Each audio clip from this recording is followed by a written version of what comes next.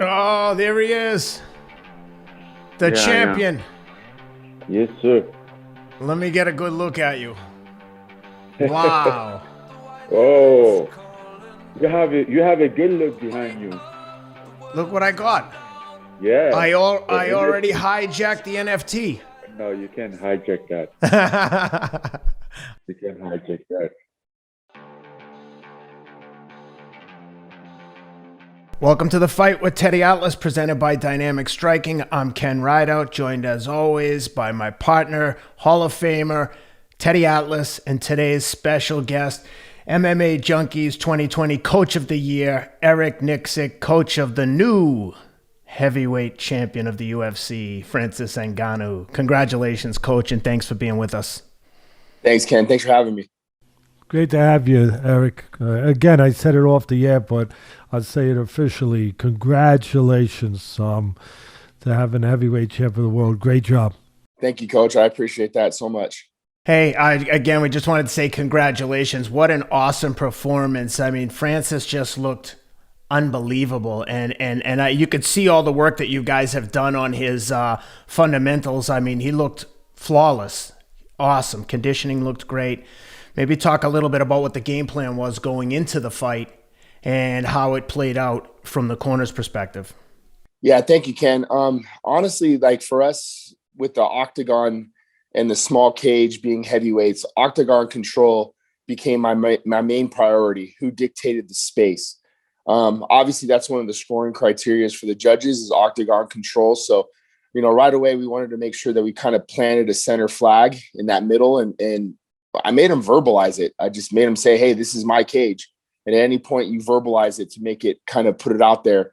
But, a lot of times you'd hear me yell at him, my cage. And he would just, plant that foot in the center. And then from that point on, really, we just look to make the adjustments as far as the cutting off the cage goes and not chasing. Stipe does a really good job with lateral movement and gets you to kind of chase after him, where he'll plant that right cross and catch you on an alley where you're running into his right hand. So we wanted to make sure that we always stayed ahead of his lead shoulder, just kind of kept cutting off that octagon. And then to negate some of that lateral movement, we right away wanted to start attacking that lead leg, and really chop down that calf. So by doing so, it was almost kind of like, your first play in football hitting for like 35, 45 yards, you knew right away it was going to be a good one when, we had center control and we started to chop that lead leg. In my mind, everything else is going to fall into place. The next thing we wanted to make him do is we wanted Stipe to wrestle, but we wanted him to wrestle on our terms. We wanted to make him panic wrestle. So once all those things kind of started to formulate, then we knew right then, it's like, okay, now once you back him up to the cage, that panic wrestle is going to start happening. So by doing so, we knew we'd be ahead of the curve and be able to dictate kind of our own wrestling pace when he did shoot. So that's exactly what happened. It was beautiful, to be quite honest with you. Like it was almost a game plan that you ran over so many times throughout an 8-week camp, and it just unfolded right in front of your eyes. Yeah, it was beautiful. It was really executed. It's one thing to make a plan; it's another thing to actually execute it. And I always say to fighters, Eric, that after the 8-week camp, we've gone over things so well, so much, where it's like you visualized it already. You did it. You sketched it out. You fought the fight already. Now all you have to do is go color it in. It's been done. And that's what it looked like. That's what I was thinking when you guys were doing what you were doing. These guys have sketched it out. They visualized it. They already fought this fight many times in their minds. Now they're coloring it in. And, it's funny. You talk about my cage. For me, and I talked about it leading up to your fight too, and always in fights, it's all about the geography. Who controls their geography? The geography that makes most sense for their physical assets. And that's what you guys did. I mean, for me, we worked together in Vegas that day. You were gracious enough to allow me into your gym. And we had a nice day working. And I remember saying to him that the most important thing to me for you is to be able to control the geography that God gave you the physical assets to control. With your size, with your reach, where you keep guys at the end of your punches, where you say, no, kind of like Magambo. Remember Magambo with the Senni's got all these commercials now? He blocks all the ball. No, not in my house. Not in my house. I love him. So it kind of like along those lines. I remember saying to Francis, guys shouldn't be allowed to do what they want to do. You should keep them at the end of your jab, and where you can deliver the punches at the end of your jab, set the table and then go eat, or force them to come into dangerous, territory. Force them to walk through a bad neighborhood, and then they get mugged. Yeah, exactly. and that's what I was seeing. And just go over for the audience how much work it took. I mean, I'm sure repetition to improve. That shouldn't be understated. How dramatically, great job, by the way, really, I have to say it again, how dramatically you improved his technique. Because it's one thing to have the power. There's guys out there with the power. People say, oh, nobody. No, there's guys out there with the power. But what differentiated the other night, what allowed you to win the world title, was that you gave him a delivery system for that power, that his technique had improved so much.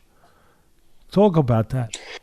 Well, Coach, like anything, I think especially when you get into camp, when you eliminate a lot of the fluff, the things that really don't matter, and you really narrow it down on like a one-way street. Okay, these things are going to help us get to where we need to be to win this fight, and you eliminate all the other BS. And I think that really helps him a lot in understanding. So for Francis, I think he learns differently or retains things differently. So if I explain to him the reasons why, then it resonates with him. So if I say, hey, if we can cut the cage off, this is going to open these things, and give him the pathways and the reasonings. And a lot of times, like when you see him, he doesn't respond to you in a lot of ways, but I know he's taking it in. So once we kind of eliminated all the little fluffy things that really don't matter in the game, and we started just really narrowing it down, I started to see everything start to resonate with him, especially when it came into sparring, and verbalizing, hey, this is my cage, understanding where those angles come in, understanding why we're doing these things. Then he understand the purpose behind it. It's like understanding how a car engine works. You're able to take the car engine apart, then you can put it back together, but you know why each piece is there. And that was that's when I really started to see the click, and it was like, okay, now he gets it. Now he understands what we're looking for and what we're trying to accomplish, and then, I mean, everything that you said too, Teddy, like that was exactly what we did. We even practiced the celebration. Because I wanted him to visualize that part as well. I wanted him to remember walking with his hands up and feeling that energy. And then I would run to the cage and I would pick him up every time and run him around all the way to the point to where, Francis and I had a day on Thursday where we were able to sit down and kind of reflect. And he was like, man, he goes, I feel like I was already there. And for me as a coach, that was the best compliment you can ever give, because that's what I wanted him to see. I wanted him to, in his mind's eye, to visualize everything play out the way it did all the way up to the celebration. Yeah, that's the way you do it. And I hope you don't have a hernia picking him up every day. That's a big man. That's a big man. Just hooked right under his butt cheeks and give him a little lift. There it is. You're a strong man too, But I always say, and when I met him and met you and talking about this, that sometimes power, a lot of people say, oh, you're lucky you got the power, it's a God-given thing. I always say punches are born, they're not made. We can improve the delivery system, how they can land that power. But as far as pure power, you have it or you don't have it to that level. And so a lot of people say, wow, you're lucky you got that. But power can be a curse. It can be a curse. And in some ways, I'm going to step out a little bit on a limb here, talking directly to you about it. But in some ways, I felt that it was a curse for him earlier in his career, where that's all he depended on. And guess what? It's not going to be there. Not everyone's going to be there to be knocked out. Sometimes you're going to need something else.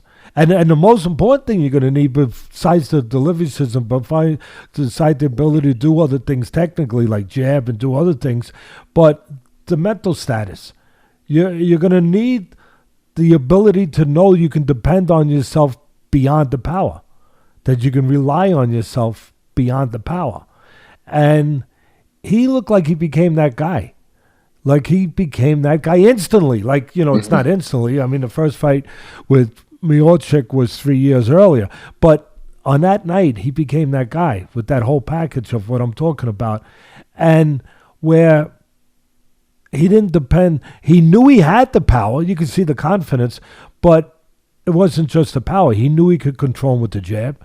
He knew he could make it, as you just said, his cage, that he could control. He knew that he could be in control. And in the first fight, I saw where he didn't know that. He didn't know that. He was hopeful. He was cursed by the power, going out there trying to just land it and hoping that it would land, hoping that it would remove this problem for him. But this time he knew beyond the hope. Yeah, I think for us, Coach, we had a great moment about 2 years ago, and I asked him. We talked about his fears, his biggest fears in this sport. What are you afraid of? And we kind of equated it to the boogeyman. And I said, what if I told you that all these things that you're afraid of, this boogeyman that lives underneath your bed, what happens when you go look that thing in its face, and all of a sudden that boogeyman becomes your greatest ally, and you turn the tables on it. And now all of a sudden your cardio is one of your best attributes, and your wrestling is another tool in the tool shed. And you can start depending on other avenues to win fights other than just your power. And he goes, I'll be the baddest man on the planet. I said, well, let's go get to work, because if you believe in what I'm telling you here, and we saw it now, he believes in it. All we're going to do is just give you more tools in the toolbox, and they'll be at your disposal. So when there's an area where you can't depend on your power, now you can wrestle. Now you can kickbox. Now you can do these other things that we need to have, especially to be a world champion. Yeah, the full package. And, it's funny because also when I watched the tape, because we broke it down, we did the breakdown for a podcast before your fight. And of course we had shown where I had worked with him in the gym before that. And, I was talking about the changes, and I predicted he would win. And a lot of people thought, hey, listen, it's no knock on him. A lot of experts thought that Miocic would win because he was the more experienced guy still and the most rounded guy still. But what I thought they were probably going to not understand until they understood it and saw it in front of them was how this guy, Ngannou, Francis, was not the same guy. Yeah. How much he had grown, how far he had come. And I'm watching the tape to do my job for the podcast, for the audience, and I'm looking at the first one. And look, I say things straight out, and you're a good man that, hey, obviously you handled the truth because you just put the truth forward in getting him to understand what he had to understand and face the truth to be a world champion. So I said, look, his cardio doesn't look good, that first fight. But I said, I bet you it's better than people think it is. I bet you it's better. I bet you he's in freaking good shape, but he's burning too fast because his mind ain't right. Because he has not, the way I said it was, he has not breathed this air before. Right. In this moment, on that stage, for the title, for everything in his mind that it's becoming now, that in his mind. And because of that rarefied air, when you haven't breathed it, when you haven't felt it, when you don't know what it feels like, and you don't know what it can do to you, it did things to him. It broke him down. It dissipated him. It burnt him up. And I felt that was what was at play more than his cardiovascular being less than superior. Talk about that. Am I right? It was 100%. And I think when you actually boil down Francis to his, like the person he is, think about how he got to this position. It was over rejection and sent back and told he couldn't do it and everything else. So in my mind, that was a rehearsal for what we saw last week. He needed that. He needed to understand what it's actually going to take to be the person that he can actually become. even from his just getting to Spain and traveling through Africa and all those things. Like, it's almost like it was a storybook scenario for us, to where I'm glad that he didn't win that first fight, because I think that's what he needed. I think that's what he needed to become this man that he is today, you know?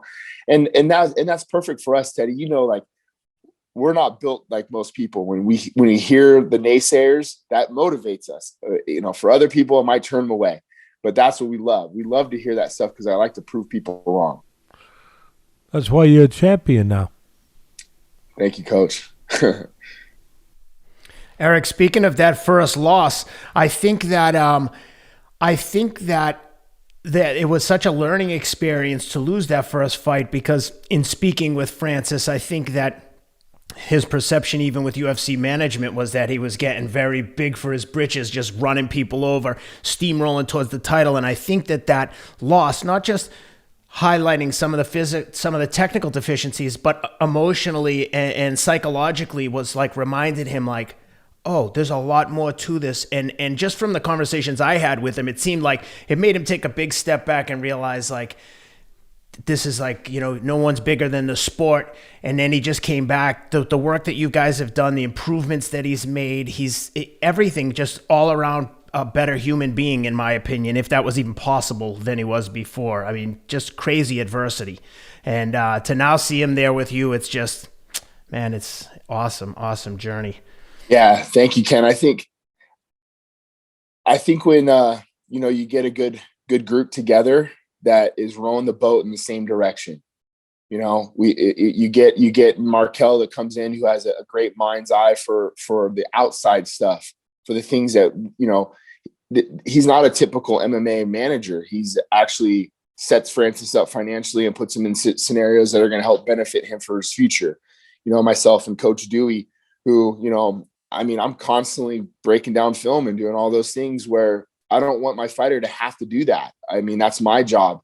And it's my job to filter everything and present it on a plate for him, so he is able to just eat the things that are important for him, you know. And then same thing with Coach Dewey. You know, we sit in the lab and we work, but as a team, I think that's kind of where you feel like the whole unit is working in the right direction. But I mean, like anybody knows, now I feel like the real work has begun. You know, we got to the top, we got to the mountaintop, but now it's really up to us to keep evolving and getting better, because now the target's on our back. So whatever we did now, we did great. We have to keep that same energy, but we also have to be able to evolve and become better, because I just know, man, like now people are going to go, okay, these guys are figuring things out. Now we're going to have to try to catch up to what these guys are doing. So, you know, it's no time to be complacent anymore. You know, we really have to get after it. Yeah, you have the right attitude, obviously, as the leader of, you know, of this group in that way, because it's one thing to win a world title, it's another freaking thing to keep it. You know, you win it. I remember Customato would drum that into my head as an 18-year-old kid, as, you know, the trainer I'm going to be. He would say, listen, you work too damn hard to get a title. They're too rare. You know how rare they are? You better understand how hard you got to work now to keep the damn thing, because everybody wants what you have now. Everybody wants.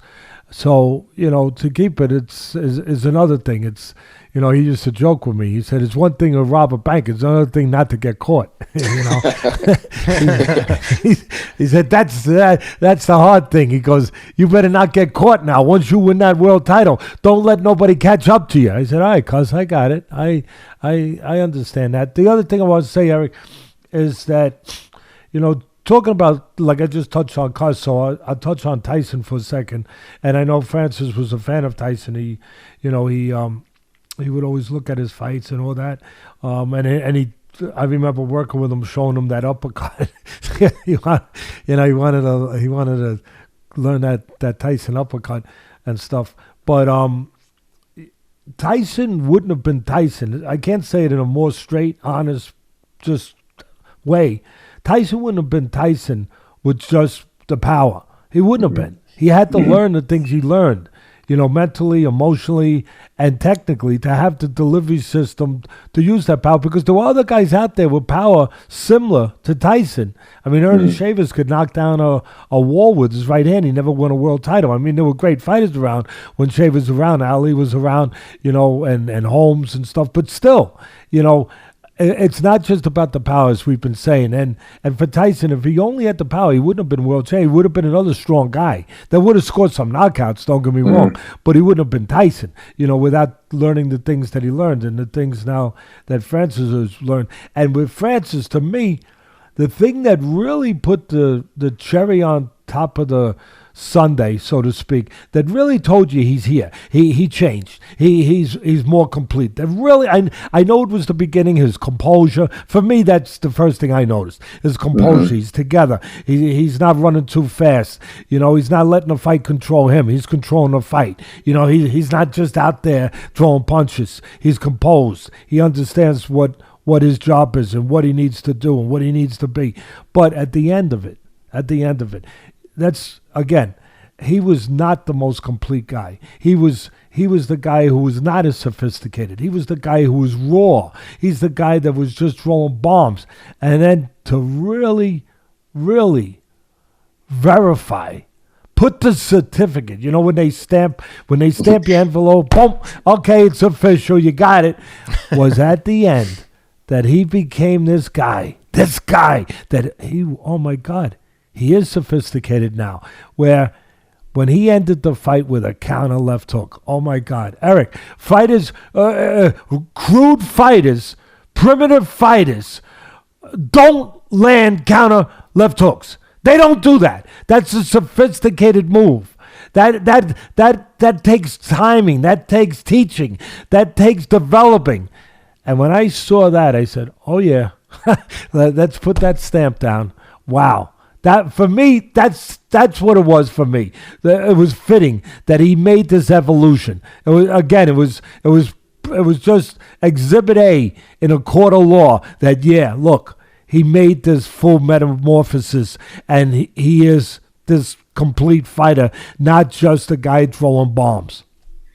Yeah, I think he's such a good job of almost kind of like with what we do in football, coach, like when we read your keys, right? Read your keys. And when Stipe had his right hand in his pocket, that's all I saw. So Francis's back was to me, and I never saw the right hand of Stipe land. I just saw Stipe coming forward with his right hand in his pocket. And I swear to you, coach, I leaned down and grabbed the bucket because I knew it was over. I didn't even see the knockout. I already knew it was over. Oh, that's over. And I didn't even see the follow-up shot. Great. I just saw the hook, and I grabbed the bucket, and I was like, it's lights out. It's over. Because he made that one mistake. And I think exactly to what you said, and to Francis's credit, he lulled Stipe into a fight that Stipe wasn't prepared for and got him to think about, okay, I have an opportunity, and he set the trap, and then there it was. It was a trap, and it was beautiful. And like I said, he's not this crude guy anymore. I mean, wow. I mean, it was really beautiful. It really was. And I remember, the funny thing, just a little bit of, going back in my own mind, I remember in the gym showing him that, talking about that, saying, hey, could you imagine if you threw this? Yeah. Exactly. Just read it, be there, and understand and work within your mind's eye and see where those opportunities, show themselves. We use the term, and I know it's kind of an oxymoron, but it's exactly to your point. We say calculated chaos. You got to be calculated, but you also have to have that mean streak, when it's available for you, and look at good things will happen. Yeah, I use the words. It's funny you're saying that. I use almost the same exact term with my fighters. I say controlled chaos. Love it. Yeah. Love it. I mean, it's you guys really, you deserve everything that you've gotten. You've earned it. Just the only thing I would ask is stay the champion people you are. That's all. Yes, sir. Yes, sir. Tremendous. Very happy. Yeah, Eric, congratulations. Just before we let you go, can you talk a little bit about your own athletic background? Because I know you had quite the career at, was it Reno? Well, yeah. Nevada at Reno? I went to Reno, and then I transferred out to Utah, and I played there at a small school out in Utah for my final 2 years. But I grew up in a football background. My dad was a defensive coordinator. Both my uncles were my coaches. My dad's very close with Barry Alvarez from Wisconsin. So, I came from a football lineage. Really breaking down tape as a kid was how I spent a lot of time with my dad, So my dad would give me like little things to do. He's like, all right, on 3rd and 15, I want you to watch the guard on the right hash and see what he does. And, so reading keys for me just kind of became a natural kind of event for me. So translating over to MMA, tape study became something I think that, I feel like myself and a few others in the game have taken to the next level. So, the translation between team sports and although MMA is an individual sport once the cage door closes, but you're only good as the team that you surround yourself with. So, I think a lot of the football elements have really crossed over into MMA. And I think that's where you're starting to see the gym be successful is the standard that we set of taking care of one another and being good teammates, that really the rising tide raises all ships mentality. So my football background, I feel like, has really helped us a lot in different ways, but outside the box, I think, is where it's really shown itself. You're lucky that my son didn't see you. My son is his director of scouting for the Raiders out in Vegas now, the assistant director. And you're lucky he didn't see you playing, because he would have grabbed you, would have been in the NFL, and you wouldn't be the coach of the heavyweight champ right now. That was the whole idea, and I got out of college. I started coaching for my uncle at a high school here. And my uncle was a pretty tough guy to get along with. So his first season, he made the playoffs. And then he got into it with the principal, and the principal fired him. So I was out of a job, and and I coached at a few high schools here, coached some of the receivers and stuff. So, my senior year here in Vegas, I was first team All-State, and as a wide receiver. And that was the plan, was to go. I was either going to go to Wisconsin and try to play outside linebacker, strong safety, but I still wanted to play receiver. So it kind of grew into my body. I ended up being 230 pounds. So no schools wanted me to play receiver. It was the strong safety and free safety I went. So, but I like being quarterback of the defense. I had a good time doing it, running my head through some people, and got school paid for, and it played its course for me. Yeah, it sure did. You had to be pretty damn good to go to those schools, to play in those schools. I mean, you won't say it, but I'll say it. And my son just got back from one of his scouting trips that they're doing now, after COVID had everything closed up, and pro days. So he just got back, and he was out in Utah, and they got some talent out there. They got some talent out there, really do. Yeah, they do. They really do. Yeah, that was the tough part for us growing up here in Vegas, is Vegas kids didn't get recruited very, very well. It was crazy that UNLV was always the school everybody wanted to go to, but the trap was UNLV only gave in-state tuition to local kids. They didn't give us scholarships. So all the other Pac-10 schools and big schools will come and pluck us out. Like Steven Jackson, for example. Steven Jackson didn't even get a scholarship offer from UNLV, his own home city. And he goes to Oregon State and does what he does out there, So, the local kids here, I think, always were getting the short end of the stick when it came to the recruiting. But other big-time schools would go, hey, there's a lot of talent out here, and came and plucked us out. Things happen for a reason. Vegas is becoming a powerhouse now for all sports. They've got Bishop Gorman out there. I know they have Vashti Cunningham, Randall Cunningham's daughter, world indoor high jump champ. They have the Fertitta kids came out of Bishop Gorman's football program. I think one of them played at Notre Dame, if I'm not mistaken. Like that's a football. That's an athlete factory at Bishop Gorman.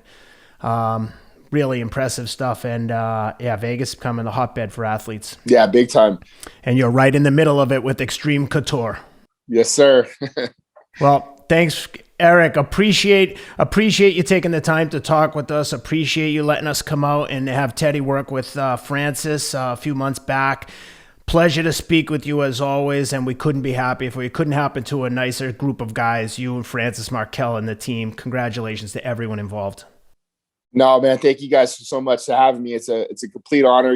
Coach Teddy's been an idol of mine for years, so it's been a great experience, especially when you guys got to come out. Even just the little time that I got to spend with Coach Teddy, I mean, it really opened my eyes to a lot of things, especially when he articulated about who I spend my time with and who gets my time. That really resonated with me, and it made me understand and kind of rethink some of my approach, especially to the fight game. So. It was an honor to have you guys out there, and hopefully you guys will be out here soon again. It was our pleasure. We look forward to seeing you guys again as champions. Yes, sir. Very, Yes. very, very happy for you. Very proud and proud of the people that you are as champions outside the octagon. Yes, sir. Thank you, Coach. And if you see us doing anything we shouldn't be doing, make sure you hit me up and slap us around so we get back on track. Okay, all right. You got a deal. All right, guys. Hey, have a good week, guys. I'll talk to you soon. Thanks Take a care. lot, Eric. Take care, All Eric. right. Thank See you guys. Thank you, guys. All right. Hey guys, want to take a quick pause to give a thank you to today's sponsor, Athletic Greens, the all-in-one daily drink to support better health and peak performance. I say it every week, but I love this stuff. I've been taking it every single day for probably 2 years now, especially during peak performance or peak training moments. Right now, I'm training for a race on May 1st, so I'm running up to 90 miles a week. I never miss a day with this stuff. It's like an insurance policy for your health and nutrition. These guys spent 10 years with top nutritionists and doctors to create this formula. It's made from 75 whole food sourced ingredients. It's got vitamins, minerals, prebiotics, probiotics, and antioxidants. Like I said, it's like an insurance policy for your body's health and immunity. It's all you need to stay on top of your immunity with 12 servings of fruits and vegetables. No need for multivitamins or whatever else you might be taking. Athletic Greens has you covered.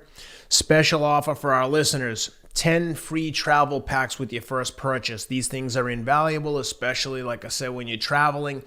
They come in individual serving packets. I put them in my backpack or my carry-on. I never travel without it, honestly, especially when I'm traveling, when your immune system can get run down during COVID, especially on airplanes, etc., etc.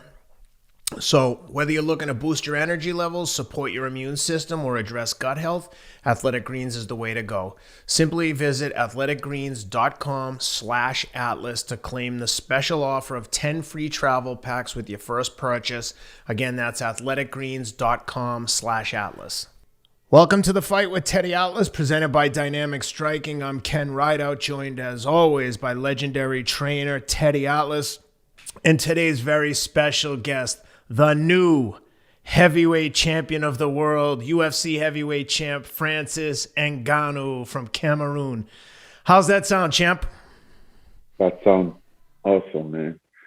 Like, couldn't believe like when there was like a new that sounds, we've been repeating it at practice, drill, like how you're gonna sound like, and that day it was just unbelievable.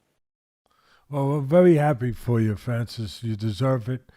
You worked hard for it. You've been on a long journey to get there, and it's a great story.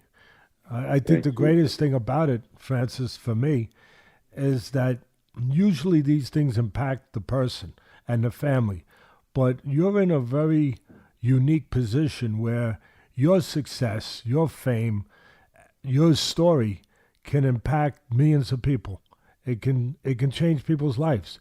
You can influence people in your country that can say, hey, if Francis did it, I could do it. To me, that's the greatest part of it. Absolutely, Diddy. Like as you said, this is like my position is a little different than usual because like I came from somewhere who a lot of people relate to me. Like when they look at me, they relate to me. Like, okay, this is our life. This is like one of us, and that make it different. They react about it different. The support is different because it's the only like kind of like their only hope. Their only not like that. No, like a hope, but like a proof. Of overcoming a situation, and a lot of that probably inspire a lot of them. And I saw how they were watching this fight home. We have some tape, man. That was crazy. And even now, the country is still like going crazy. They are waiting for celebration, for the big celebration.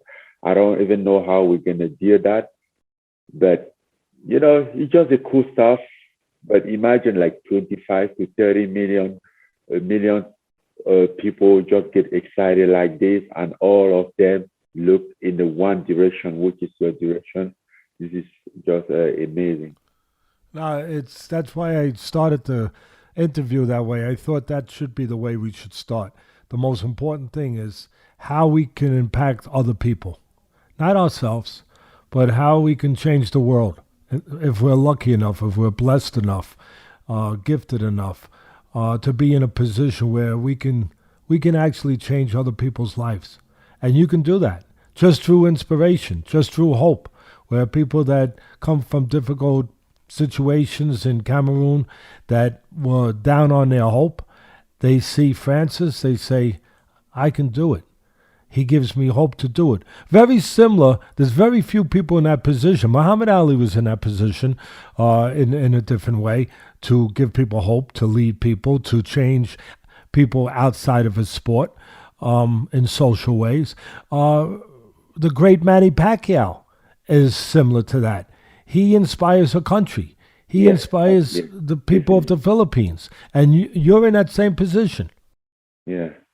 I mean, I don't know if it's the same level, but yeah, I know in my country, in Africa in general, we all now stand for somehow like not like only like inspiration, but it's also our responsibility. I mean, and that's what we were talking about. Usman Kamaru, Israel Adesanya, and I, like we've been talking about how we should do something, whether it's like making a USA event in Africa, which will give more hope and more motivation to those people back then, and also like just honor us and give us a pleasure to fight in front of our people, because we know how big that will. We know how which kind of dream which kind of fire that can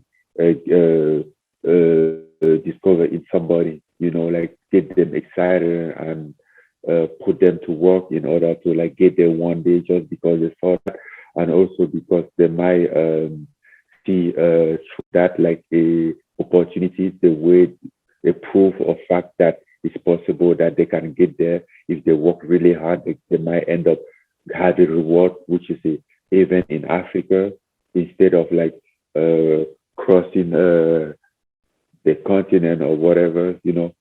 So trying to always find something to bring it back in the motherland, which is trying to inspire, because we are good here. We have facility to train. We have everything that we need. And then like maybe sometimes keep complaining, being spoiled, like, oh, I don't have this. Oh, I need this. Oh, I'm tired.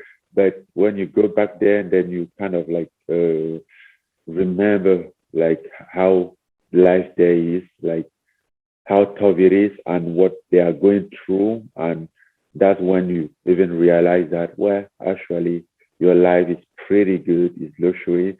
And knowing all those situations, both situation and being where we are, so we think it's our responsibility to try what is in our power to like improve the situation back then, because we truly believe that there is a lot of people back there which is even better than us.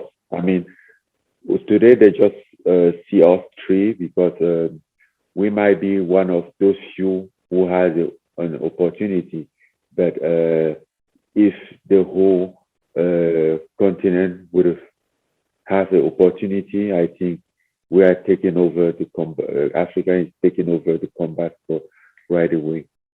Well, I think that, again, I congratulate you. Thank you. And I'm very, very happy for you. Couldn't happen to a better guy.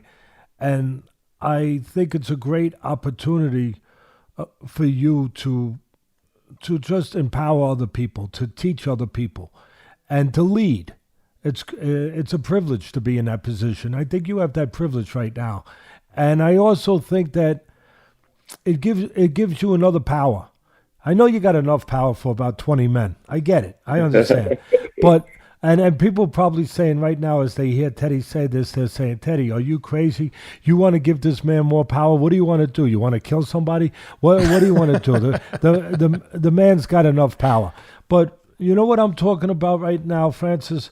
I'm talking about spiritual power. I'm talking about when you get in the ring, you carry the hopes of a continent. You carry the hopes of millions of people.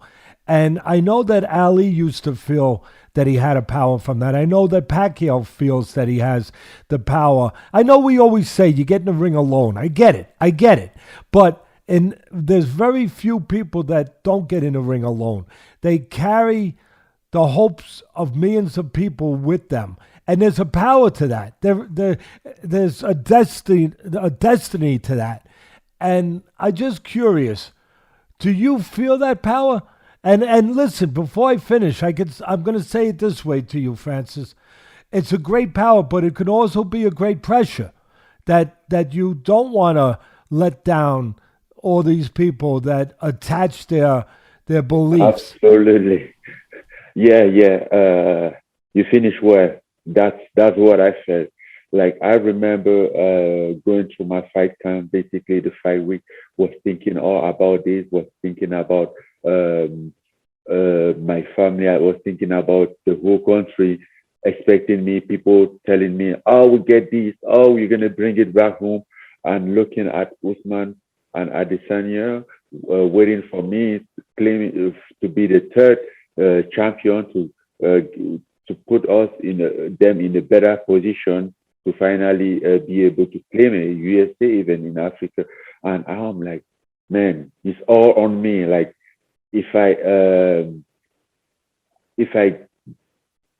don't do well, I think I'm not going to be the only one to be disappointed. There is a lot of people who are going to be disappointed and feel bad about it because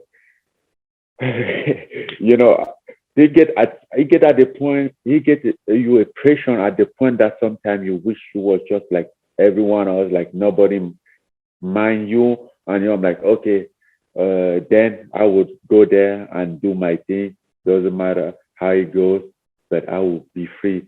But if it doesn't work now, like I carry all these people, how do I gonna face them? How do I gonna look them? And that's a lot of pressure, a lot.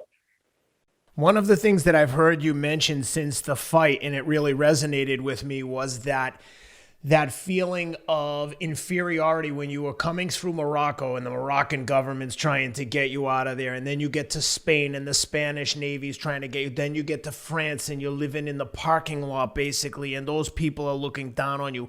And now you're the champ and the entire sports world is looking up at you. That's got to be the most redemption, the most empowering feeling of all, right? To come from that kind of struggle and have those feelings. I know you told me when you were trying to get across from Morocco to Spain, what did it take you, like 12 or 14 months? 14 months. To now be in a position where everybody wants to help you, whereas before everybody wanted to prevent you from getting ahead. Talk to me about the emotions that you're feeling now, having and how they contrast with where you were just a few years ago. Well, I think he goes way more back than the moment that I was trying to cross to Morocco. The feeling of inferiority was since when I was a kid at school and all this down look from other kids because of my miserable situation. But at the end of the day, it's like one of the main reasons who encouraged me to take this action, because like how do I my own way to avenge that was to do something we're gonna put me in top of the big stage so they all can look up to me. And because at that point doing something normal wouldn't be enough, so I figured out I should do something who gonna take me in the top, like rise me up at the point that nobody can miss me, you know. So he was tough. He might be the worst part of my life, but at the end of the day, when you put things together, when you think about it, if it wasn't about that, I would never think about like becoming a champion, or that would never be and I would never have the motivation. That anger has always been my drive and my motivation, because I was down to prove something. It was like, doesn't matter what it takes, I have to prove something. I have to prove to those people that it wasn't my fault. If I couldn't afford book or pen or scholarship, I mean, I was even better than them, because at that age I was already working and working hard, things that they didn't know anything about it. They were just so fortunate to have a parent who have a decent life, who can afford that, and you know. So that has always been my drive, the anger inside of me, like pushing me, like to do something, like, you know, like when you do something and you really want to prove the point. And today I proved the point. I mean, I'm not too much about it. I'm happy about myself, because I always feel like becoming a world champion would be my own way to give a slap in my past, in the life that I had back then, and reset. And yeah, I think like I have reset, and I can move forward. You know, have my own life. You know, I'm still young. I have a very long and beautiful life ahead that I can enjoy it. I have family, good people around. Um, yeah, and I still have many years in the combat sport. I still have a lot of goal, a lot of record to break. So I'm not too much about that anymore. You know, I have done what I wanted to cover, to fill that hole. But now I just have to live my life and chase my own dream as everybody, you know. You know, Francis, you said it right. You said it eloquently. And there's a great lesson for the people that are listening to this podcast right now from you, is that sometimes you have to go through very difficult things.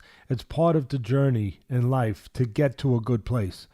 That there's a purpose to it, that there's a reason for it. And you sit there having proven out once again that there can be a reason to misery. There can be a reason to going through, torturous times, very difficult times. 100%. Yeah. Wow. And the way I put it, Francis, is we all have to, if you have a weapon for battle, where, say it's a sword, and you're going to use that sword in battle, that sword has to be strong. It has to be forged to be able to stand up to the things that it's going to have, to make sure it doesn't break. And so it has to be forged in fire to become that sword that's going to have that strength. Well, it's the same thing for a person. You sometimes have to be forged in fire. And your fire was the things that it was early in your life that forged you, that hardened you, that prepared you for the things that you're able to do now. Yeah. I mean, even though it's not a life that I can choose, if we start over, I will not choose that path. But life chooses you. Life chooses you. Yeah, but I admit that without my path, without that struggle, that misery, I wouldn't be here at all. Like, there is not a way that I could have been here if it wasn't about it. Because when I look back in my life, everything in my life happened in purpose to lead me where I am today. Not the way that I wanted, but the way that it meant to be. and the end of the day, we are here. So actually, I finally agreed that it was my path, and it was a destiny. Like, not many time in life you see things playing out like this, and as we all know, the goal is shine, is beautiful, but the try to find the goal is never the mind try is never the most comfortable road to go through, But when you go down there in the dirt and dig it, clean it up, it's the most shining thing ever. Yeah. So like my journey was a journey through the goal, which is like my legacy, what I'm doing or what I'm about to do. So couldn't be something easy, No, it had to be what it had to be. Yeah, it forced me into fire, but yeah, to get me strong enough to get there. It sure made you strong. It forged you. The fire forged a beautiful champion.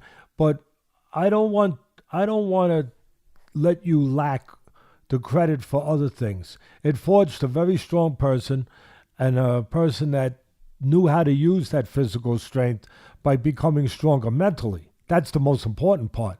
It forged that too.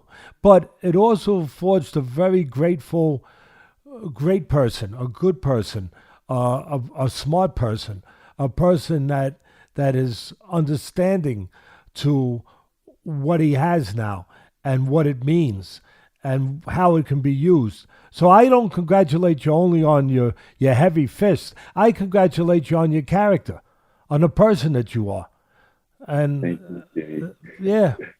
Coming from you, that means a lot. Well, for me, that's the most important thing. I know a lot of strong guys, and but they're not all strong within. They're not all strong with character, and you are. And I appreciate when I see that. And I just wanted to say that for the people out there to hear that. And I want to get into the ring now, into the octagon, into the fight. I want to get there now, where I remember when I met you and we talked and we worked in the gym that day. I was telling you that, listen, Teddy Atlas doesn't have to tell you that you're a very strong puncher and you have great ability and very athletic. But and I also said to you, and I also say it on my show all the time on ESPN, that punchers are born. They're not made. They're born. You're born with that kind of gift, that kind of pure power. And you were one of them. But you need to also learn to be taught and to develop a delivery system for that power. Because without the delivery system, the power doesn't have the meaning that it should have. It doesn't, because if it can't consistently get to the target, then the power is lost. It doesn't mean anything. And I talked to you about that. And I'll be darned, you sure as heck developed a delivery system in the time that we talked to the time that you got in the ring with Miocic for the second time. And I know there was 3 years in between that fight, but you developed so much. You developed emotionally, you developed mentally, but you developed a technical system to deliver that power in a much better way, in a much more consistent way, where you set the table and then you went to eat with the big punches. You did a magnificent job. I want to congratulate all of your people, Eric, Marquel, your whole team, and you. Talk to us, because you made a transformation. And I'm going to say something, and you'll understand where it's coming from. You were a moth and you became a butterfly. You did. For me, as a trainer, as a pure teacher, you made a metamorphosis. You made a transformation from a moth, a nice moth, not a bad moth, a nice one, but a powerful one that got a lot of things done, but it didn't have the things that the butterfly was going to have. It didn't have all of that that beauty in the sophistication and the development of how to use that power. And right in front of my eyes, you made that transformation. You changed. You were a different guy, mentally, spiritually, and technically. You knew how to control yourself. You knew how to set up the punches. You didn't get out of position. You didn't look for the big punches too soon. And the most important thing, you were calm. You were in control of yourself. You were comfortable with your environment. Can you please? It was a great accomplishment. I know the change that I saw. It was not the same guy. Can you talk to us, to the fans, about how you and your team made that happen? Because it was really something. Thank you again, Diddy. I mean, after the first fight with Stipe, I kind of like I understood exactly that night that how he was, because like he was just 4 years and a half since I discovered MMA. I started MMA, and I had a lot of leading up to that fight. I had a lot of concern, a lot of doubt, a lot of questions. We was without answer, and after that fight, and I say it at the press conference, like I learned this night than I ever more than I learned in the 4 past years, and because like I grow in the experience, I knew that even though I was tired, I knew that I can make it to 5 rounds. Basically, if I don't go out there and then start to throw a big punch, just want to take his head off in the first minute, I can manage my energy and get there. That was those questions that I had before. Then I found that space. I understood that. I get back and then work about it, like think about my because I get really upset about that fight, not because I lost, but how I fight. Like when I still watch that fight. I look at the guy fighting the Stipe back there 3 years ago. I didn't recognize the guy, like, because that wasn't my style. All my fight before that fight, I wasn't that fighting that way. I was more like counting people who was coming to me. But on that one, I was just walking through him like he was immobile, who wasn't the case. And I kind of like truly understand the difference from there on. Obviously, my previous fight, I didn't have the opportunity to show that thing because it didn't last long. But from that first fight with Stipe, I learned a lot, and I lost. I didn't. I have the. I didn't have my hand raised. I didn't have the belt, but inside of me, I always knew that was something that supposed to happen. Like he was some sort of win for me because I needed a fight like that to go up. And if he wasn't that fight, he would have been someone else. I knew that in the inside of me. Like I had to maybe go to something to really understand what is happening here. And then I went to that fight. I understood right exactly how it's happening. Then I'm like, okay, now we are ready to go.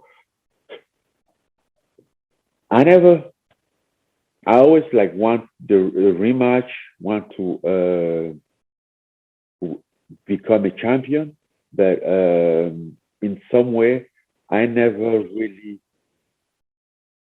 I mean, I have two feelings about that fight.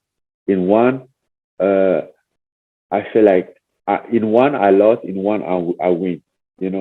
So and this fight was all about. I mean, this fight was built about the on the mistake of the previous one. I learned, I understood everything that I understood on that fight.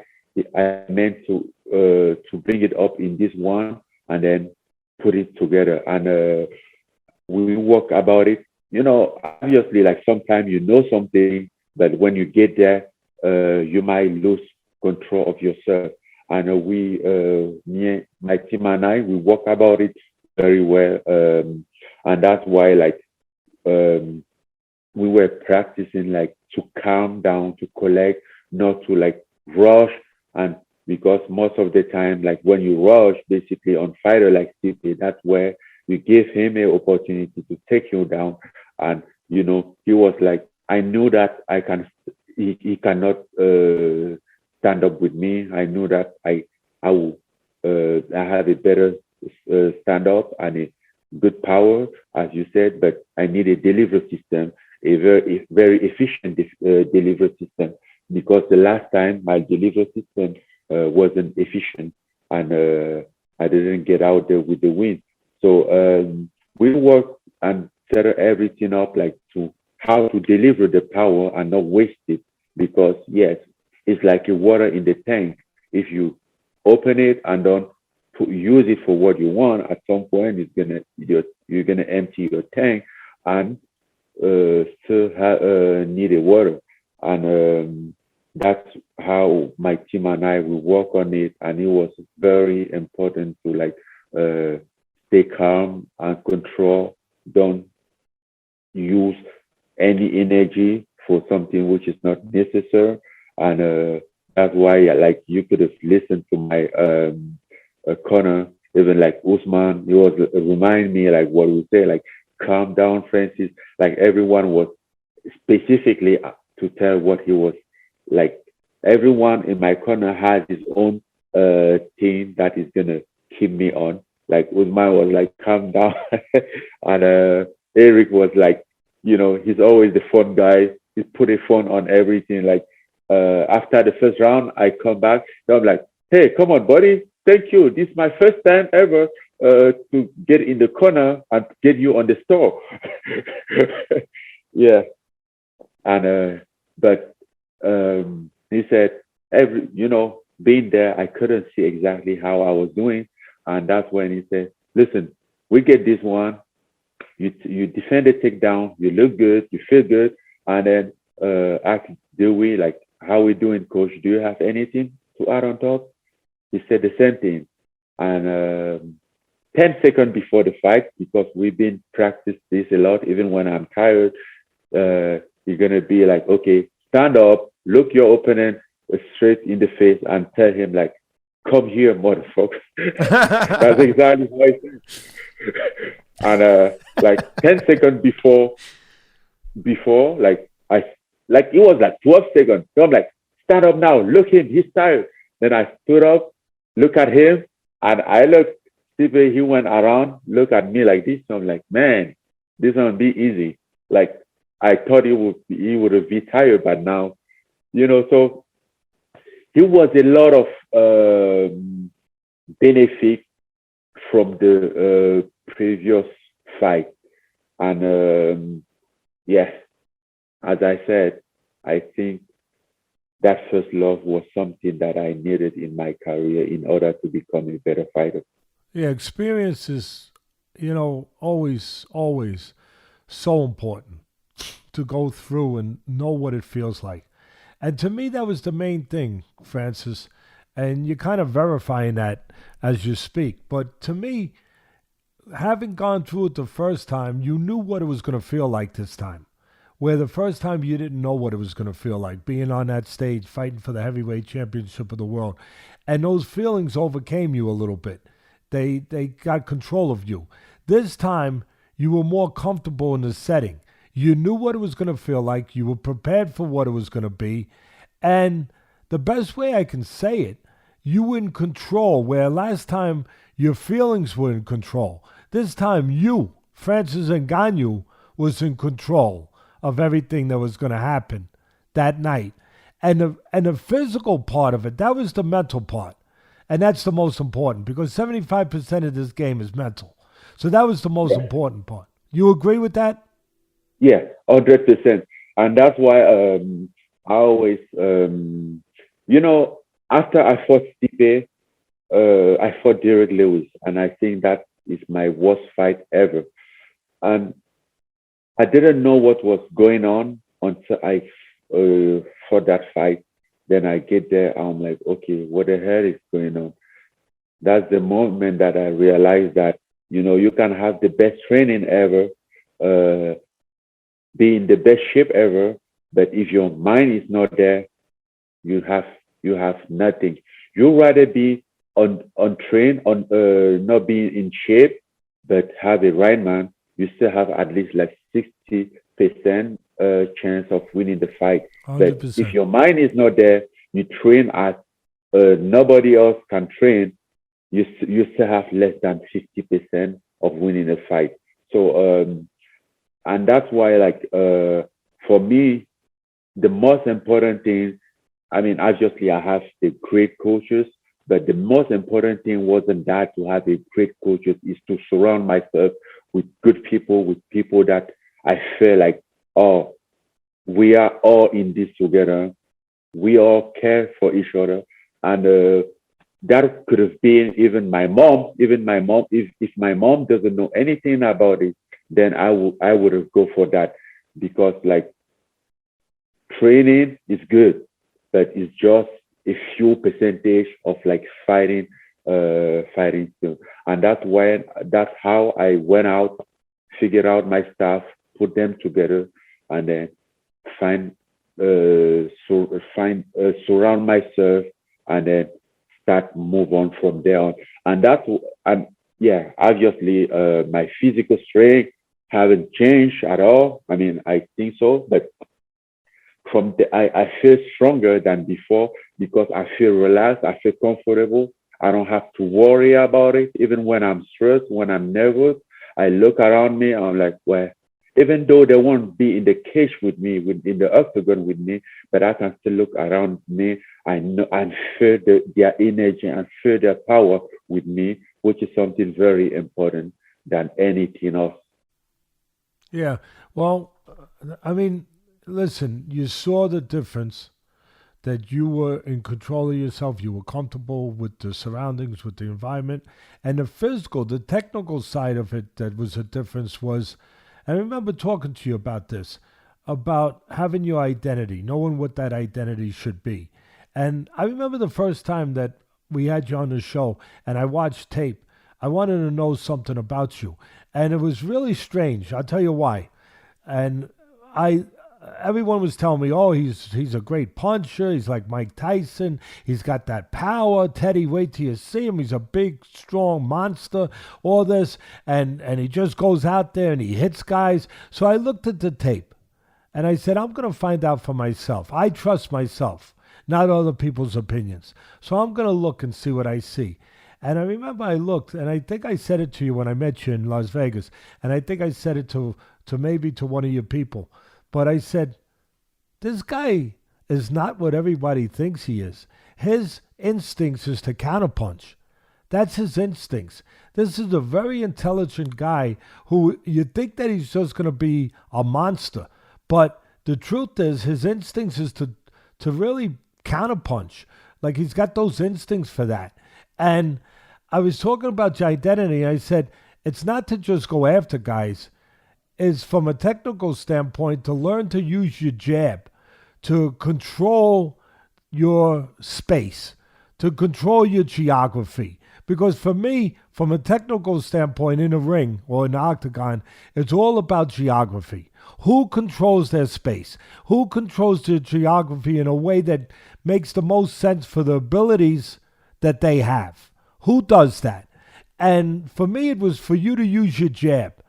To control things, and then get opportunities where maybe the guy comes in, you can catch him coming in, he tries to force his way in because you're keeping him in a uncomfortable place on the outside, and now he has to get reckless to get close to you, or he stays at the end of your jab, and then you hit him with punches at the end of it, like you did with the right hand.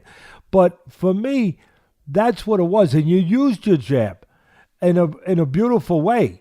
I thought about George Foreman with Joe Frazier. Everybody thought about that fight where, Foreman hit him with the big punch and knocked out Frazier with the uppercut. But what they forget about was it was the jab that controlled the geography. It was the jab that set up the power punches. So talk about that a little bit, because that's what I saw. And I thought it was great. I thought that development in those areas, that you kind of came together in a consistent way with what your identity needed to be. No, yeah. That's something that we really work about it. And if you watch the fight again, you might hear from Eric around in the corner, like jab on the chest, because like the jab was just to control, as you said, like no, like really to hurt him, no looking for his face, but jab even on his chest, because he can move his head but not his chest, and control him, know where he is at. So you can end up to connect with that. And that's something that we've been working on as well. You know, we work on it a lot for me to be able to repeat that in the octagon, to develop that. But Eric was still there, like, to remind me, every time, like, jab on his chest, jab on his chest. Not like you're not gonna knock him out on his chest. You're not gonna hurt him on his chest, but you're gonna know where exactly he's at, and he's not gonna be able to come forward. You control the game. He just fight your fight. You bring him in your fight instead of fighting his fight, and that's how he did it. Hey guys, before we jump into fan questions for Francis, I want to give a quick shout out to our newest sponsor, PremierFightPicks.com. Premier Fight Picks top MMA handicapping service. Bardia Helmy, who runs it, is legit. He has a 70% winning record and is publicly tracked for over 2.5 years. Bardia doesn't just pick favorites either. His record includes many big-name underdogs. For example, he picked Justin Gaethje over Tony Ferguson. He also predicted that Alex Volkanovski would beat Max Holloway. His subscribers are coming off their 4th profiting UFC pay-per-view event in a row, as Bardia picked 4 of his premium, hit on all 4 of his premium bets on the most recent event. If you like to bet on fights and you're looking for help in picking winners, visit PremierFightPicks.com to subscribe. Bardia also gives free picks on his Instagram handle, so check him out at Premier Fight Picks. PremierFightPicks.com. Check it out. Francis, we want to be super sensitive to your time. We know you're an international superstar now, and there's a few questions that I know the fans want to hear answers for. But a lot of talk, obviously, of the next fight with Jon Jones. That is the biggest fight probably to be made. You know, I hesitate to say the history of the sport. There's been so many great matchups, but that's a fight everybody wants to see. What excites you about that Jon Jones matchup? Well, listen, I think there's everything that you can find in a fight to be in this fight. Everything that can be exciting in a fight. First of all, Jon Jones has been around for over 10 years, and he's been the champ for the light heavyweight for a decade, over that. And the man stands as a number 1 pound fighter. Maybe I think even better than that, the best of all the time in the mixed martial art. For me, for my legacy, I think this is something very important to step up higher, because I'm a heavyweight champion, but I still haven't done many things in the sport yet, and I still have a lot of way to go to set my legacy, not in that level, but even higher, at the point that nobody can reach. That's always the goal, to break record and then set another record. But this fight would be very exciting, to get to fight the guy which is barely, almost undefeated ever, and be reigning in the lightweight division for forever. The other thing I wanted to ask you, and we spoke about this when we were in Las Vegas, is the potential for you to get into the boxing world. I know at the time when I asked you, would you rather be the UFC champ or the boxing heavyweight champ? And I believe you said you would rather have the boxing heavyweight championship. The UFC just provided the path of least resistance when you first entered the sport. How important is it to you to at some point get in the ring and challenge one of the heavyweight boxing champions? Well, it's very important, and that's why, for me, that's something who must happen. It has to happen in order for me to fulfill my dream, because it's still a part of my dream. It's still a part, like, that's even what brought me here. I wouldn't be here if I wasn't thinking about, like, becoming a boxing heavyweight champion. That's where on my way I discovered MMA, who gave me an opportunity, but I still have that dream inside of me, and I think I'm gonna one day find my own way of delivering that. I don't know if you saw recently, but Dillian Whyte, the recently crowned interim WBC champion, who has some MMA experience, said he would be willing to have an MMA fight with you. Would be very interesting. Maybe a crossover fight, an MMA fight followed by a boxing match, or vice versa with Dillian Whyte. He actually has a WBC interim title, so that could be a very interesting opportunity at some point. Well, he's not the first one of saying that. Tyson Fury is that. I'm gonna jump in. I'm gonna jump in there. I'm gonna jump in there, and he's got a great manager in Marquel. He doesn't need me, but I'm going to defend him a little bit. Not that Francis needs any defending, but I'm going to jump in and say, look, if he's going to fight anybody, it's not going to be for an interim title. It's going to be somebody that's got one of the real titles, and their name's either going to be Joshua or Fury, because that's the big enchilada. That's the big one. He earned the right to be in there with the biggest one possible, and if he's going to do it, and his great people that are advising him, like Marquel, are going to do it, they're going to do it with nothing less than the top. And so that's where they're going. Don't let Ken be your manager, okay, Francis? No. I'm just trying to set Teddy up to describe what's important. Ken, you don't set the goal high. You set very low. No, you set in the middle. I was just giving you both the opportunity to point out how crazy it is to respond to the peanut gallery. Ken was putting my grandson is playing t-ball now, and they put it on the stand so you could hit it. That's what Ken was trying to do for me. He was trying to give me an easy one to hit out of the park. But no, Francis, you've earned the right to fight only the top biggest fight out there, and that's either going to be, if it's going to be at all, it's going to be Fury or Joshua, or I'm going to get crazy. We can all fool around a little bit, or maybe because you're in a position now where you could be offered these crossover fights that they all doing, right? Maybe some guy, see if I can, I know he's a little older now, see if I can remember his name. I think it starts with Mike Tyson. That's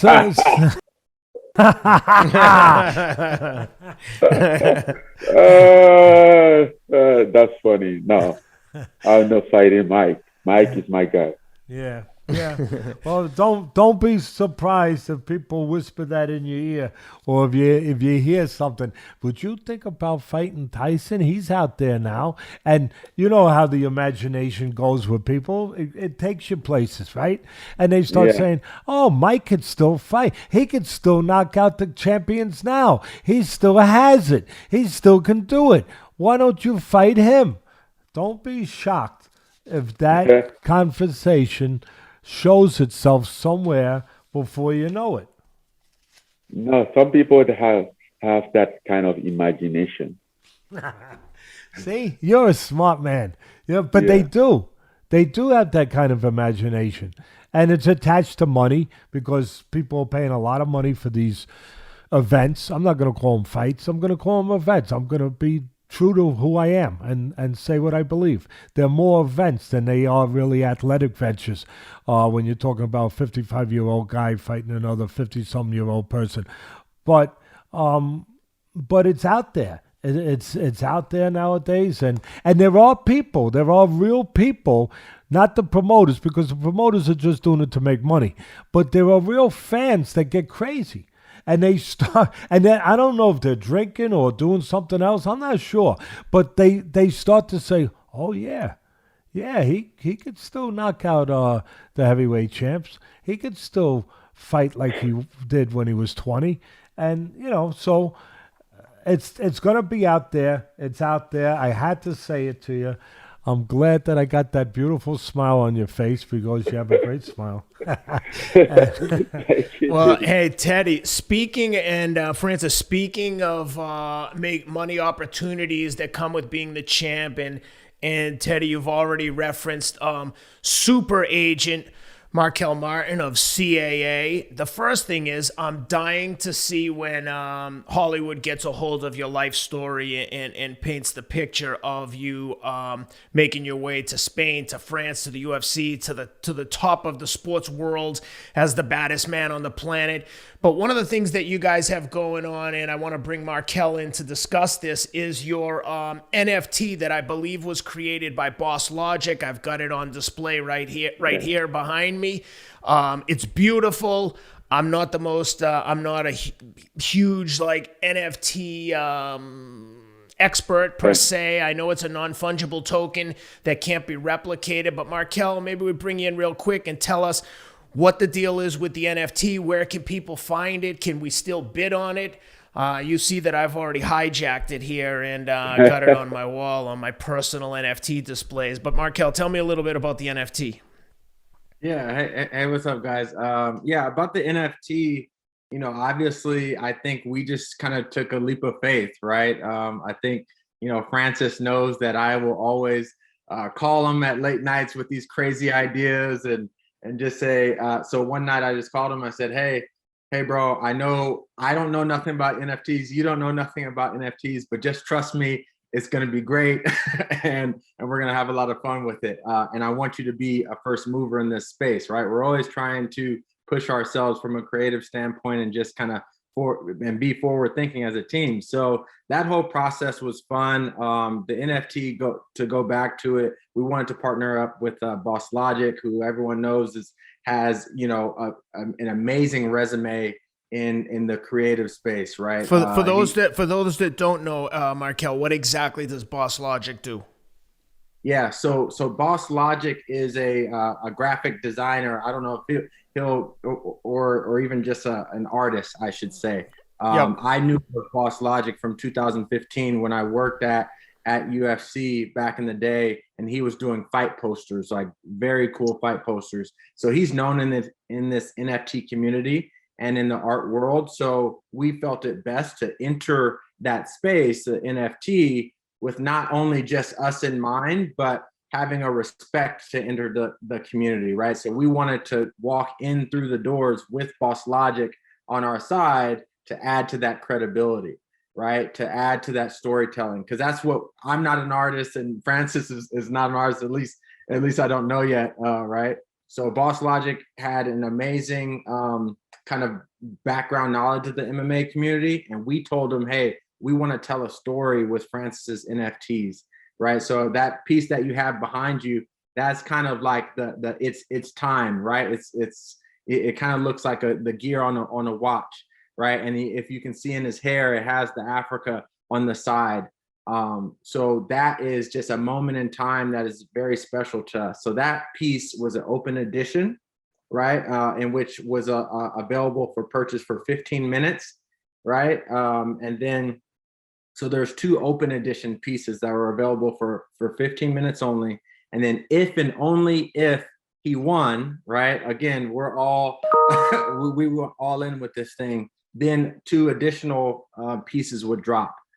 So a total of 4 pieces, 2 before and 2 post win. And the entire piece is just, again, surrounding, Africa and what it means and how, again, I think Teddy mentioned it earlier, of, when Francis goes into fight, he's not just fighting for himself. He's not just fighting for a belt. He's fighting for an entire people, a continent of Africa, hopes, dreams, faith, right? So that was very special for us to once he got his hands raised and that belt was wrapped around his waist, we also had the NFT drop alongside it. And it was a massive success for us at the very least. And we continue to want to do more in the future. So to be clear, did someone buy it via an auction? How did it actually trade? Yeah, so it traded. There's fixed editions that went out, but it was via auction, a one-of-one auction that went up for a short amount of time. So someone now owns it. It's not available to anyone else. Correct. Yeah. So these specific NFTs, right? They were bought. They're no longer sold. However, right, if the current owners want to resell them, they have the ability to do it. That's the beauty of blockchain. They own the trade. They own the trademark now, correct? Well, it's not exactly a trademark, but yes, they own the art piece itself. Gotcha. Right. They can't then go use it and sell T-shirts with the NFT image on it or anything like that. Okay. Right. That's part of the users' rights agreement. So we dropped it on the platform called Maker's Place. Yeah. Which allows people to kind of go on and purchase these NFTs.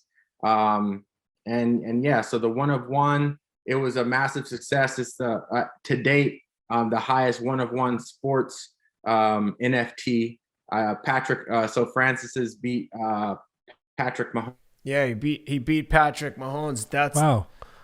Beat Patrick Mahomes. That's quite a accomplishment right there. That tells a lot right there. Congratulations, Francis. That's really unbelievable. And like Wow. I said, thanks to super agent Marquel Martin for jumping on with us there. I think we lost him, but we covered everything we wanted to on the NFT, Francis. Super, super happy for you. It's great to see these opportunities outside of the ring because, as you know, with fighting, you got to make as much money as you can while you're relative, and that's just part of the business. And obviously you have mass appeal, not just in the U.S. but internationally with the Cameroon and coming through France. Like, we're just really happy for you, and it's great to see good things happen to good people. Thank you, Ken. I appreciate you guys. Thank you, Teddy. Thank you, Francis. Always nice talking to you. Francis, again, thank you. Wisdom himself. Listen, keep lifting. As you lift people off the canvas, continue to lift people in the world up themselves to be better people, to have more hope, to have more aspiration that they might not have had, that they can get from you a little bit. So continue your journey. Don't let it stop, and continue being the great champion in life that you are. I'm proud to know you. I'm proud to know you. Thank you, Teddy. I really appreciate you. And thank you to Francis and Marquel for being with us. We will look forward to future conversations when you're preparing for your heavyweight boxing debut. Thank you. Very soon. Thank you, guys, and continued success. All the best to you guys. Thank you for being with us.